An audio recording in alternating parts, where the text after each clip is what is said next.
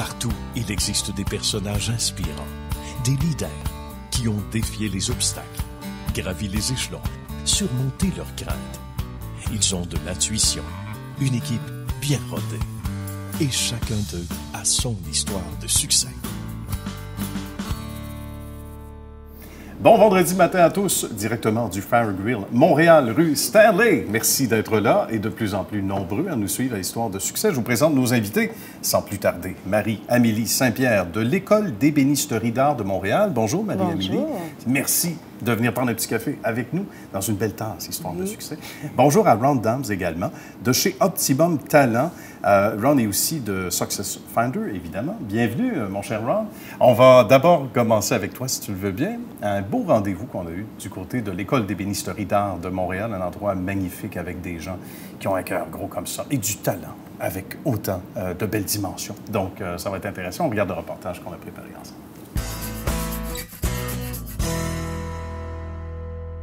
Charmant comme décor, comme environnement, et on est reçu de si belle façon par Marie-Amélie. Comment ça va? Ça va bien, toi? Ben oui, ça va bien, merci. À l'École d'ébénisterie d'art de Montréal. Raconte-nous donc d'abord ce que fait l'école au quotidien ici, à qui ça s'adresse surtout. En fait, l'École d'ébénisterie d'art de Montréal fait partie, je dirais, du consortium des écoles ateliers du Québec. Il faut comprendre que dans fin des années 60, début des années 70, il y a eu le Plan national de formation en métiers d'art. Le but de ce plan-là, en fait, c'était la valorisation des métiers d'art du Québec. Donc, oui. Et à partir de ce moment-là, il y a eu une structure qui a été créée pour s'assurer qu'on forme des artisans. Bon. Et dans cette structure-là a été créé, je veux dire en guillemets, des programmes du niveau cégep. Donc, d'un côté, on a eu le cégep du Vieux-Montréal, qui a eu le DEC en métiers d'art et le cégep de Limoilou. De Limoilou, c'est vrai. Oui. Parfait. Et derrière ça se cachent des écoles ateliers. Donc, on a ébénisterie d'art, lutherie, maroquinerie, joaillerie, construction textile, impression textile, céramique. Et j'étudie lutherie, ça se peut que j'ai déjà... Oui, mais déjà là, c'est toute une énumération. Oui, exactement. Ça vaut presque un diplôme. Et la plupart des écoles, en fait, étaient déjà des écoles préexistantes qui ont embarqué dans le projet. C'est une espèce de réseau, en fait. Hein? Pas l'École d'ébénisterie d'art. Nous, on est la seule école qui a été créée à l'inverse. C'est-à-dire le programme en ébénisterie artisanale a été créé par l'Institut des métiers d'art, qui est un institut qui relève du cégep du Vieux-Montréal. Bien. Et il y a environ une dizaine d'années, ils ont décidé, en fait, je dis ils ont, c'est les professeurs, là, mes enseignants ont décidé de créer un organisme à but non lucratif, donc comme toutes les autres écoles ateliers, de créer vraiment une société qui allait devenir l'École d'ébénisterie d'art de Montréal. Donc ça, c'est la genèse, en fait, de notre institution. Notre spécialisation, c'est l'ébénisterie artisanale. Donc, notre programme de niveau collégial, son objectif, c'est de créer des artisans travailleurs autonomes. Donc, on mélange les anciennes techniques, mais aussi les nouvelles techniques. Oui, parce qu'il y en a des nouvelles. Oui. Parce qu'on a beau parler de métiers souvent traditionnels, mais quelque part, tout est au goût du jour. Bien, il y a les nouvelles machines, ne serait-ce que ça. Ben oui, ne serait-ce que ça. Ne serait-ce que ça. C'est certain. Il y a le mélange des... Bien, dans le cas, mettons, je vais parler plus du design, là. Donc, tout ce qui est la conception se fait par ordinateur. Les plans et tout ça. Donc, c'est beau encore, là, les dessins à main levée, mais maintenant, donc, la formation inclut un cursus là, qui est complètement informatisé, je pourrais dire. Bien, c'est au goût du jour, comme on dit, c'est normal aussi. Ça doit aider à travailler plus rapidement. Mais on dit souvent, et ça, je ne suis pas le premier de le dire, que souvent, les artistes versus les bons gestionnaires, c'est deux. Alors, c'est ça, c'est d'aller chercher le meilleur des deux mondes, de renseigner être autonome financièrement aussi. Oui, puis ils ont des cours, en fait, de marketing, de comptabilité. En général, je vais vous avouer que c'est pas les cours qu'ils vont préférer. Non, j'imagine. Quand est-ce qu'on peut recasser du bois? Oui, c'est ça. Donc, ça, c'est notre formation du point de vue collège, mais on a aussi toute une formation continue, donc grand public. Pour les gens, monsieur, madame, tout le monde veulent apprendre à maîtriser ou au moins apprivoiser les techniques du bois. On offre plus qu'une vingtaine de cours à la session d'automne et à la session d'hiver. Donc, ça, c'est notre volet 2. Puis, on a un volet 3 qui est le volet atelier, on l'appelle l'atelier mai, pour Montréal ébénisterie.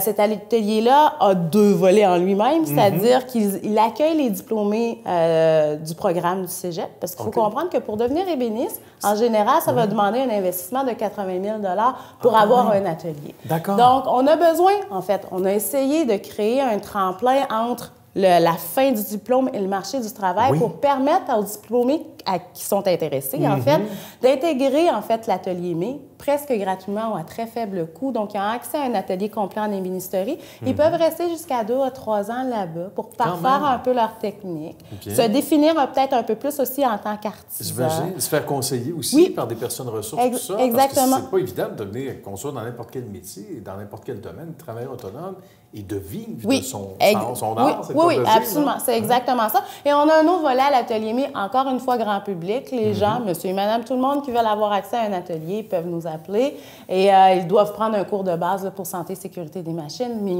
ils peuvent aussi louer l'atelier mai. Ah, c'est merveilleux. Ça donne le goût. Est-ce qu'on a l'horaire des locations? C'est presque 24 heures sur 24.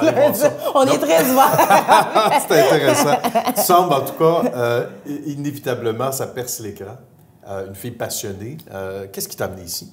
Oh, la vie! Oui! Tu n'étais pas issue de ce domaine-là, non, j'étais issue des finances télé, en fait, en production télé. Je m'ennuyais. En fait, il y a eu différentes vagues. Il y a eu la première vague de j'étais tannée de gérer des artistes. J'avais l'impression de briser des cœurs. Tu es toujours la fille des finances qui dit « Ah, ça ne marchera pas, on n'a pas assez d'argent. » C'est ça, pas de subvention, peu importe. Exactement.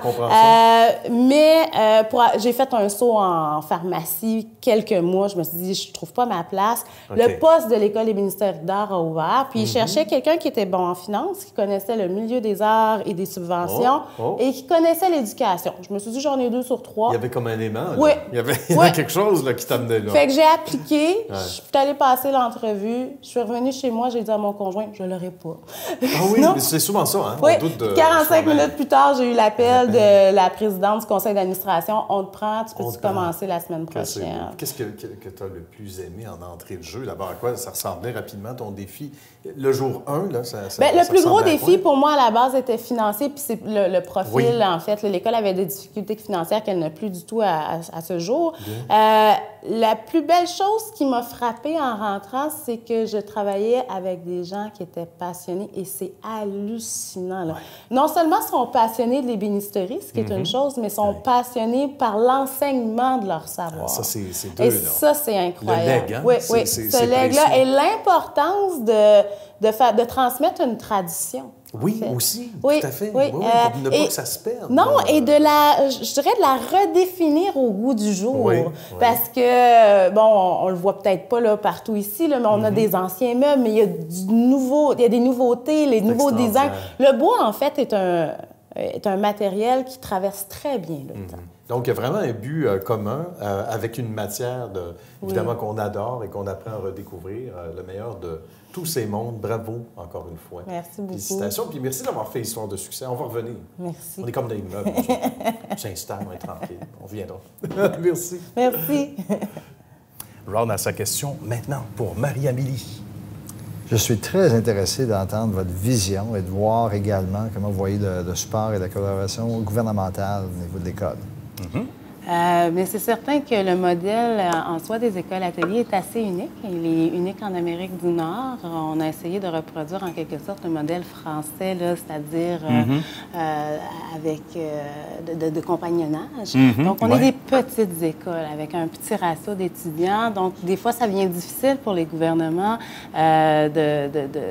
d'évaluer, en fait, je dirais, nos facteurs de performance basés sur, exemple, des cégeps. Qui ont une masse étudiante beaucoup plus grande. Et naturellement, les métiers d'art, comme ils sont aujourd'hui, sont un peu plus délaissés.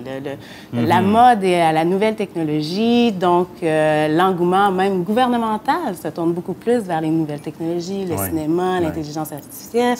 Et on délaisse un peu plus, en fait, les métiers d'art, mais ça demeure, selon moi, une signature qui est propre au Québec. Acheter fait au Québec demeure excessivement important. C'est une façon aussi d'alimenter notre économie. Environnementalement parlant, ça a un impact excessivement positif. Il y a des choses magnifiques qui se font au Québec et j'aimerais voir les gouvernements, en fait, prendre le temps de bien analyser nos situations, revoir, en fait, ne serait-ce que, pas nécessairement notre financement, mais ne serait-ce que la façon dont on est accueilli dans les immeubles, les nouvelles machines et tout. En fait, prendre le temps de valoriser l'artisan et valoriser l'artisan dans différents domaines parce qu'on pourrait avoir des maillages autant avec l'industrie du tourisme du Québec. Mais oui, tout à fait. Absolument. Qui serait excessivement intéressant. On s'en va à l'aéroport de Montréal, on devrait avoir uniquement des objets faits au Québec. Ben oui, logiquement. Comme ça se fait dans plusieurs grands pays. Absolument, oui. On l'a vu au Danemark, en Islande. Il y a même des très petits pays qui l'ont très bien réussi. Donc, c'est cette volonté politique-là que j'aimerais avoir, autant de la part du ministère de la Culture que du ministère de l'Éducation, sur une meilleure valorisation, en fait, du fait main au Québec. Oui, oui, et l'importance que tout ce beau monde-là représente pour la société. Exactement. Ben, le message est bien lancé. Oui. On va aller voir le reportage qu'on a réalisé ensemble. Mon cher Ron, on regarde ce que ça donne. C'est un décor magnifique et ce sont des gens avec une expertise qui l'est tout autant et surtout un dirigeant que vous allez aimer connaître dans les prochaines minutes. Bonjour Ron, merci de nous accueillir chez vous. Bien content de vous avoir parmi nous aujourd'hui. On ne saurait faire évidemment un 7 minutes de reportage ensemble sans avoir la crainte de ne rien oublier. Donc c'est tout un bagage. Comment la passion d'abord, puis on va évidemment identifier le secteur d'activité, a commencé pour Ron. Et il y a combien de temps, là, au départ? À la base, ça fait 14 ans que je me suis lancé dans cette aventure, après une vingtaine d'années de carrière en vie corporative. Et c'était toute une transformation. Mais en même temps, je dirais que dans les premières 20 ans de ma carrière, j'étais un peu intrapreneurial, du point de vue de mon style. J'avais tendance à demander pardon versus permission en entreprise. Ça m'a servi pour pouvoir progresser parfois, puis parfois frapper des embûches aussi en cours de route. J'imagine, on dit que c'est ça qui est d'abord le plus formateur en termes de rendement. De parcours, on peut le dire comme ça, à travers les années, qu'est-ce qui a été peut-être le plus grand défi au tout début et qu'est-ce qui éventuellement a amené à l'entreprise qu'on connaît aujourd'hui? Bien, c'était tout un saut quand on part d'une grande entreprise avec beaucoup de ressources derrière nous pour faire arriver des choses, surtout quand on est dans des rôles de direction. Ouais. Et en arrivant à une plus petite entreprise, et puis à la base, on était une firme locale, montréalaise, avec une très belle réputation, mais j'étais l'employé numéro 17. Donc, quand j'ai commencé à amorcer des projets pour faire croître la firme, des acquisitions de services, de marché pour pouvoir atteindre une vision pan-canadienne qu'on avait. Lorsque je me tournais le dos pour regarder en arrière, il n'y avait personne qui était là pour m'aider. Ah non, c'est ça. Quand on regarde donc toutes les réalisations, quand on regarde l'équipe, la croissance, on a vu à travers toutes ces années-là aussi, puis c'est le nerf de la guerre chez vous, des gens s'épanouir aussi. Hein? Il doit y avoir des surprises extraordinaires parmi, sans nommer de nom particulièrement, mais des gens qui ont atteint des carrières, des tournants dans leur carrière par leur passage ici. Hein? On se compte très chanceux par le fait qu'on a toujours été capable d'attirer d'excellents talents pour se joindre à notre firme. Et on a excessivement, rarement perdu une ressource à un de nos concurrents. Alors pour moi, c'était une mesure très importante pour moi. Parfois, des gens peuvent s'épanouir ailleurs, faire d'autres choses dans leur carrière, ce qui est normal. Oui, tout à Et dans notre domaine, c'est ce qu'on aide nos clients à faire, c'est de s'assurer que les gens puissent toujours être sur leur X. Ouais. Donc, c'était très important pour nous d'offrir plus d'options. Puis le fait même d'étendre les services de ce que nous faisons avec des solutions intégrées en gestion de talent permet des gens de pouvoir travailler dans plusieurs types de projets, développer plusieurs types d'expertise. Et pour nous, ça a été très important, incluant même des relocalisations, partant avec un bureau de Montréal, maintenant en ayant des bureaux d'Halifax à Vancouver, 13 bureaux à travers le pays, offre beaucoup de potentielles options pour nos ressources. Félicitations. Vous avez fait l'objet d'un beau reportage également, que l'on voit à l'écran. Donc, les médaillés de la relève, c'était du côté, donc, du journal Les Affaires. On doit vouloir faire rejaillir ça sur l'équipe, mais parlons de l'homme, le dirigeant derrière ça, dans cet article-là, qui démystifie pas mal ce qui s'était produit jusqu'à ce jour. Évidemment, on est en 2010, donc il y a eu quand même toute une progression depuis. Là. Bon, on parle toujours d'une personne, mais comme vous le savez, c'est toujours un travail d'équipe. Alors, c'est une équipe qui nous a permis de réussir de faire cela. Mais fin 2005, je suis arrivé. 4 ans plus tard, on avait réussi à augmenter notre chiffre d'affaires de 6 fois. Alors, une progression très importante. pas tout à fait la vision terminée pour être pan-canadien dans l'ensemble des activités, mais une très rapide progression. Et je pense que ça a été reconnu comme quoi. Puis c'était lors d'un transfert aussi entre un fondateur local, propriétaire, qui allait prendre sa retraite. Donc, je suis arrivé dans le contexte de pouvoir faire partie de la relève de l'entreprise et de l'amener ailleurs. Aujourd'hui, comme j'ai mentionné, nous sommes vraiment un groupe de plus de 250 employés à travers le pays. Et ce qui est petit ici, vous êtes un immense manufacturier, mais dans notre domaine, ça nous donne un positionnement au premier rang au pays comme étant une firme pan-canadienne privée dans notre secteur d'affaires, puis on est très fiers. C'est trop court aussi comme reportage pour parler de l'évolution d'Optimum Talent, mais il faut quand même y revenir parce qu'il y a aussi toutes sortes de facettes qui se sont ajoutées à travers les années, là. Tout à fait. Optimum Talent est une firme pan-canadienne aujourd'hui avec plus de 250 ressources à travers le pays. Mais en cours de route, nous avons eu la chance de faire l'acquisition d'une compagnie, une technologie en analyse prédictive de talent qui est vraiment inégalisée à travers le monde au niveau de la qualité de cette plateforme. Cette compagnie s'appelle Success Finder et c'est vraiment un peu comme la puce d'Intel à l'intérieur des ordinateurs. Donc, mais c'est une puce qui est excessivement puissante au niveau de sa capacité prédictive d'être en mesure de pouvoir donner des données et de l'information qui n'existaient pas auparavant pour des dirigeants. Et on a réalisé pour être capable de vraiment pouvoir l'étendre sur une échelle mondiale, qu'on devait vraiment le scinder complètement de nos activités de consultation chez Optimum Talent, de le fournir comme technologie dans l'ensemble de nos services, mais surtout lui donner sa propre mission pour être capable de pouvoir croître, desservir nos clients directement, leur permettre d'utiliser la puissance de cette plateforme pour changer leur façon de gérer leur talent. Bien, donc toute une valeur ajoutée. Donc, merci beaucoup pour l'accueil et au plaisir de se revoir, évidemment. Puis il y a un tas de gens qui sont à l'écoute en ce moment, là, qui se sentent interpellés, aucun doute là-dessus, et qui ont passé ou par ici, et oui, évidemment, qui seront appelés à le faire. Donc, bravo pour toutes ces belles années, cet excellent travail. Salutations à tout ce beau monde à travers le Canada également. Merci beaucoup pour votre temps. Merci infiniment. C'est au tour de Marie-Amélie de poser ses questions. Et elle en a plusieurs pour notre ami Ron maintenant, à son tour. Ron, en fait, je m'intéresse à savoir, c'est quoi les grandes tendances en matière de gestion des talents et comment ton entreprise Optimum Talent, en fait, se positionne dans le marché par rapport à tout ça?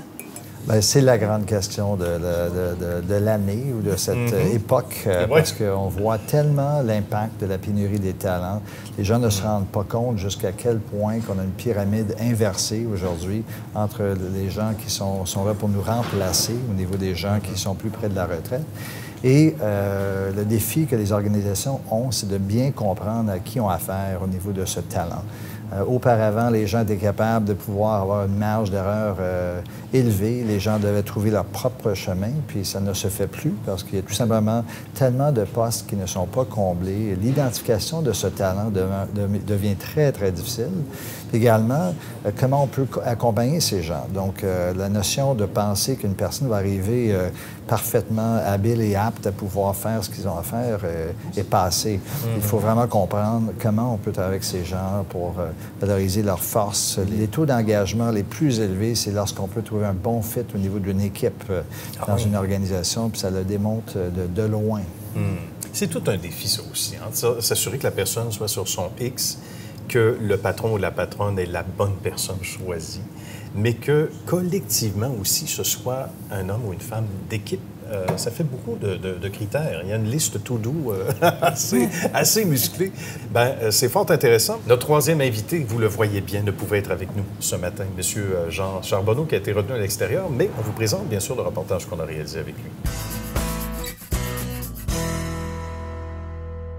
Chez Groupe Charbonneau, qui de mieux placé que M. Jean Charbonneau pour nous recevoir? Bonjour Jean, merci de nous recevoir. Ça va bien? Ça va très bien, merci vous. Ça va bien, merci. Les journées commencent très tôt ici.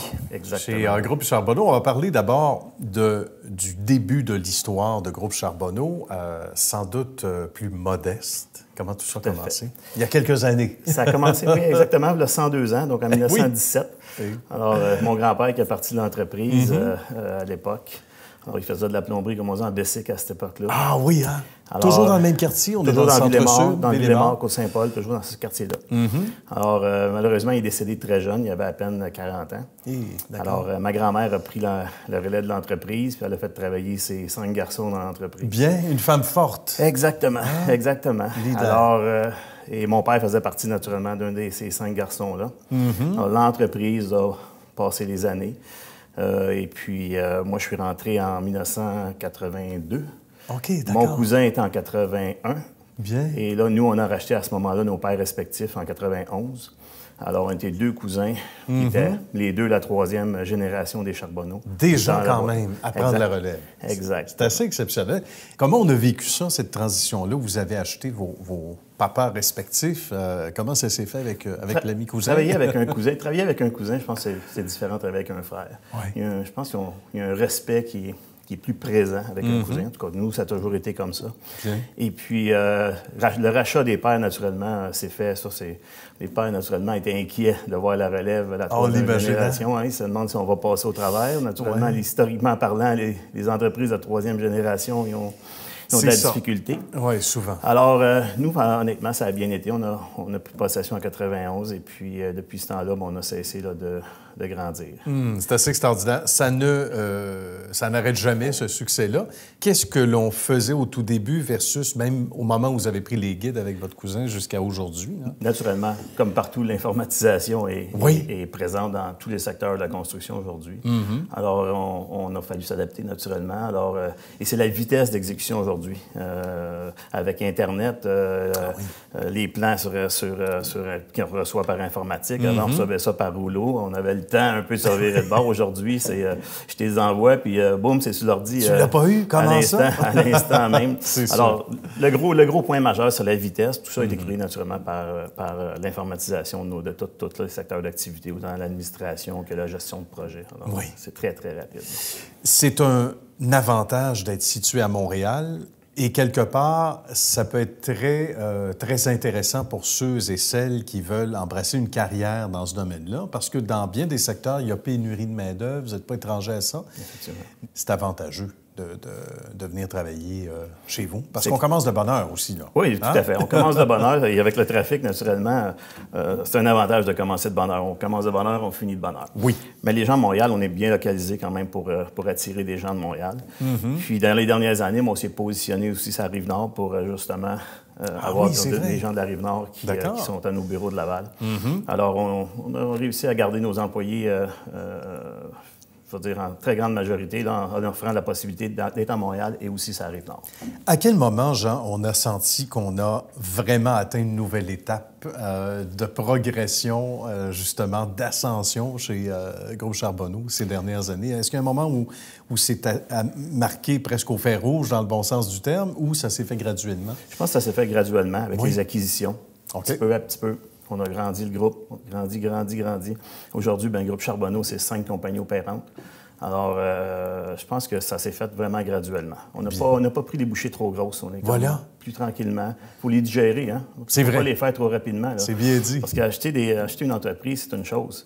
Mais jumeler les façons de faire, amener tout ça dans une même grande famille, ça, c'est le travail qui prend un peu de temps. Là. On a parlé de 5 entités sous un même toit. On va parler justement de chacune de ces catégories-là, Jean, des 5 entreprises. Alors, la première, Lucien Charbonneau Limité.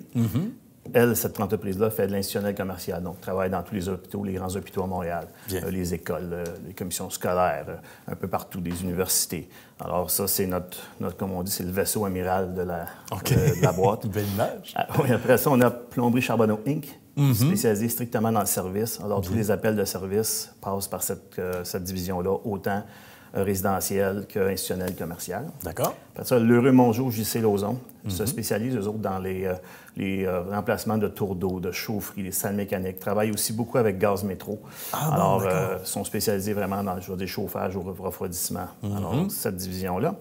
Après ça, on a Plomberie Daniel Côté, spécialisé dans le multilocatif, donc les condos, les appartements locatifs, mais on parle de bâtiments grande hauteur. Alors, ils ont leur domaine, leur niche spécialisée. Bien. Et la dernière, qui est Plomberie Christie. Alors, Plomberie Christie, eux autres font de l'aménagement de bureaux en grande partie. D'accord. Dans justement les tours à condos, pas les tours à condos, mais les tours commerciales à Montréal. Alors, travaillent beaucoup dans de l'aménagement. Donc, à l'intérieur des bâtiments existants, si on veut. 5 catégories, 5 mondes complètement différents. Complètement différents. Des dénominateurs communs, mais quand même. Clientèle différente dans chacun des secteurs. C'est fascinant. Et tout domaine confondu, ou tout secteur confondu, on va dire comme ça, ou entité ou entreprise, on a toujours fait une place aux jeunes ici. Puis il y a des jeunes qui sont à peine dans la quarantaine ou pas encore tout à fait, qui ont commencé très jeunes ici. C'est un peu comme une pépinière, on peut dire comme ça, un club école. On a travaillé sur le club école pendant des années. On a commencé ça il y a bien des années. Alors aujourd'hui, on récolte un peu ce qu'on a semé il y a 15-20 ans. Bien. Alors les jeunes qui avaient 18 ans sont rendus dans trentaine ou dans quarantaine et occupent des postes clés. On préfère ici donner une chance à nos gens à l'interne de monter dans la hiérarchie de l'entreprise puis occuper des postes clés. Bravo. À date, ça ne nous a pas joué de tour. Je pense qu'on est bien content de toute notre équipe de direction qui sont avec nous autres depuis 15 ou 20 ans. Ça crée un esprit d'appartenance incroyable, j'imagine aussi. Exactement. Je veux dire, aujourd'hui, c'est une grande famille. Oui, on imagine. Exactement. Mais est-ce qu'on prend le temps de temps en temps de regarder dans le rétroviseur, genre, puis de dire quel chemin accompli, même si c'est loin d'être fini, est-ce qu'on prend le temps de goûter? Il faut prendre le temps. Oui. Il faut prendre le temps de regarder ce qu'on a fait en arrière pour mieux avancer après ça. C'est pour ça qu'ici, moi, j'ai une équipe avec moi de direction qui me permet justement de faire non pas du micro-management, mais du macro un peu. Oui, de voir à distance. De voir ça à distance et puis de pouvoir dire OK, enligner le groupe pour les prochaines années. Une belle équipe à part ça. Bien, merci beaucoup, M. Jean Charbonneau, et bravo pour ce succès et longue vie encore. Merci infiniment. Merci. Merci. Lunettes Dépôt a pour mission d'aider les adultes qui effectuent un retour à l'école et dont la situation financière est difficile, pour leur permettre de se concentrer sur leur réussite académique, la tête tranquille.